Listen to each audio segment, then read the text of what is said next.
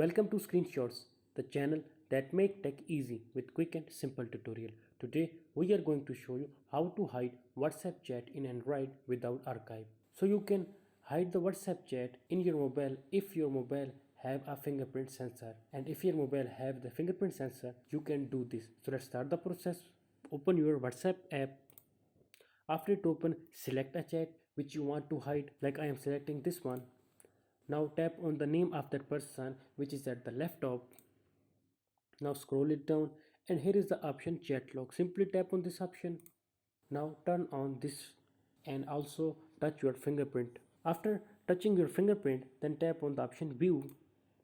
So as you see, this chat has been logged. Now let me show you the look. Now the chat with my friend is not here. Now how can you find that? Simply swipe up and here is the option locked chat. Simply tap on this one. Now again touch your fingerprint.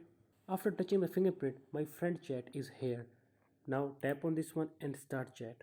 You can add as much as you want by using the same procedure. Join the screenshot squad and never miss out on easy to follow tech tutorial again. Hit the subscribe button.